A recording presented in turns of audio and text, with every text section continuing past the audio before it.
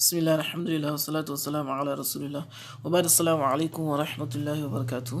Et nous allons voir le chapitre que nous aurions dû voir depuis hier. Donc, vous m'en excuserez pour le retard. Le chapitre d'aujourd'hui, c'est la huitième partie de notre formation. Et le chapitre porte sur la lettre lam portant un soukoun. Donc, la lettre lam, quand elle est soukounée, elle peut être lue comme habituellement avec idhar. Mais il y a trois cas dans le Coran où cette lettre lam ne se lit pas à l'oral. Donc on lui applique la règle de al-idgham. Nous allons voir ces trois cas-là. C'est ces trois cas qu'il faut connaître et identifier pour ne pas se tromper. Donc les trois et c'est le cas où la lettre lam doit être lue avec idgham dans le Coran. Dans tous les autres cas, elle sera lue avec idhar. Le premier cas, c'est le lam solaire de l'article défini. C'est un lam soukouné qui est rajouté au début des noms. Au début des noms et qui correspond à l'article défini en arabe. C'est-à-dire qu'en arabe, pour dire cahier, on va dire kitab. Mais pour dire le cahier, utiliser l'article défini le. En arabe, ils ajoutent la lettre lam au début du mot, du nom également. Et donc, pour faciliter la lecture aussi, ça c'est aussi important à connaître. Je vous ai mis une flèche en rouge pour voir le alif mieux. Les alif mieux, c'est les petits alifs là qui se trouvent au début du mot qu'on ajoute avant la lettre lam de l'article. Donc, ces alif mieux là, c'est pour faciliter la prononciation du mot, ou plutôt faciliter la lecture, puisqu'en effet en arabe débuter un nom avec une lettre soukounée est très difficile dans la prononciation. Donc les arabes mettent un alif mieux au début du nom pour une facilité lors de la prononciation.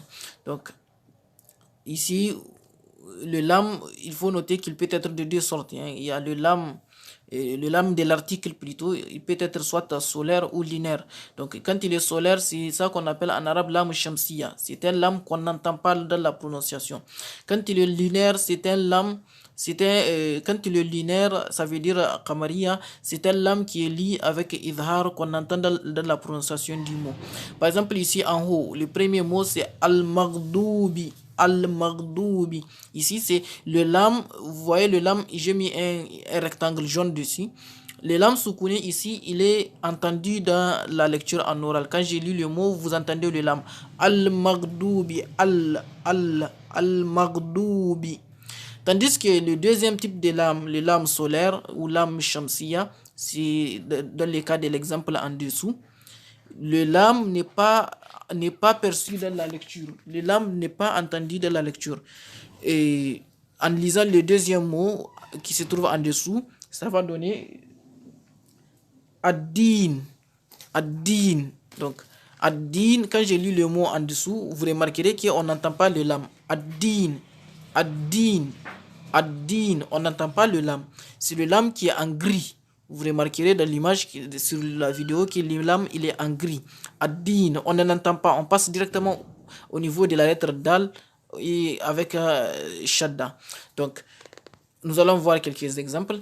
Pour le lam solaire, quelques exemples où le lam n'est pas lu. Et ici, avec le mot Ar-Rahman et Ar-Rahim de la sourate Al-Fatiha. Donc, Ar-Rahmani. Ar-Rahman Ar-Rahim. Remarquez que les deux lames qu'il y a dans les deux mots, au début des deux mots, en gris, ne sont pas lues lors de la lecture. Elles ne sont pas prononcées. Ar-Rahman Ar-Rahim. Donc, ici, l'erreur, ce serait de lire le mot Al-Rahman Ar-Rahim. Donc, le lam ne doit pas être entendu dans la lecture. D'accord? Donc, un autre exemple ici, en plein au milieu d'un verset. Ihdina sirata. Ihdina sirata. Ici, Ihdina sirata. As-sirata. Remarquez qu'au niveau, il y a un lam là qui est en gris au niveau de sirata. Faites aussi la remarque qu'il y a toujours une shadda au niveau de la lettre qui va suivre le lam solaire. Ça, c'est toujours. Donc, Ihdina sirata. Ici, le lam n'est pas lu. Il n'est pas prononcé. Il est écrit, mais il n'est pas prononcé. C'est un lam solaire qui est lu avec idgham. Et nous allons voir, j'espère que le premier cas est compris. Nous allons voir le deuxième cas dans lequel aussi le lam ne doit pas être lu de manière avec idhar. Il doit être lu plutôt avec idgham. On ne doit pas l'entendre lors de la lecture. C'est lorsque le lam à la fin du verbe Donc, lorsque les lames, notez bien que ici, je vais retourner en arrière, les lames solaires de l'article défini se voient dans le nom en arabe. Le deuxième lame, le lame du verbe, c'est un lame qui se trouve à la fin d'un verbe, qui porte un soukoun. Donc, c'est lame qui se trouve à la fin d'un verbe, qui porte un soukoun et qui est suivi par un mot qui commence avec la lettre lam ou ra. C'est-à-dire que c'est un lame soukouné suivi par...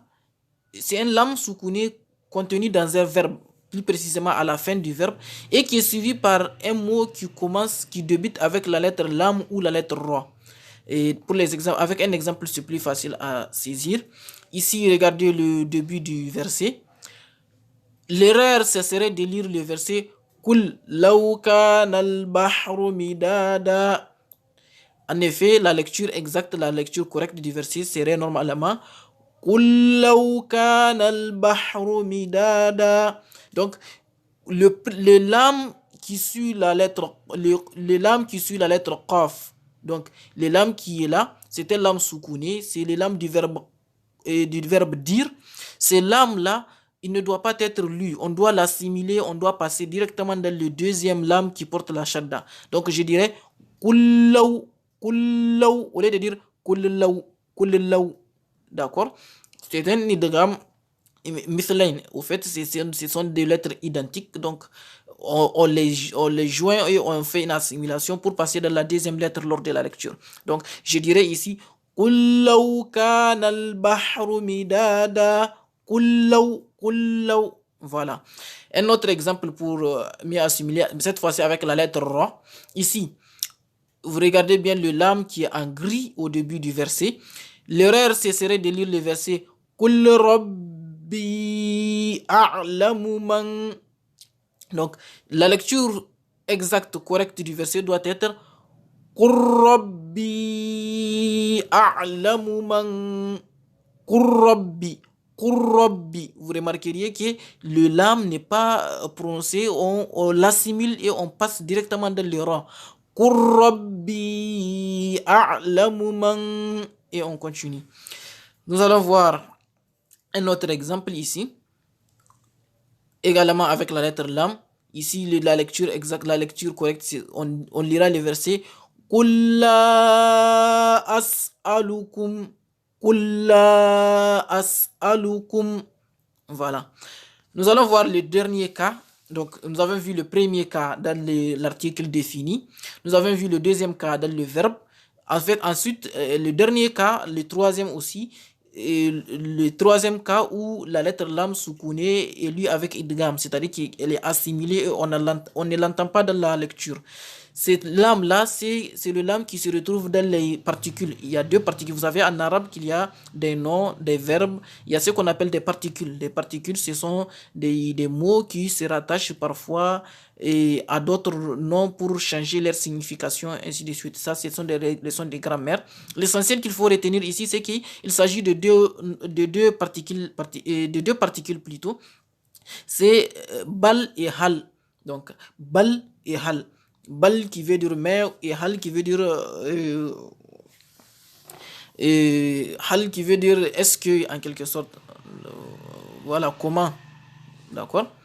Donc les particules bal et hal, je sais pas comment traduire, les particules bal et hal, elles finissent tous avec la lettre lam.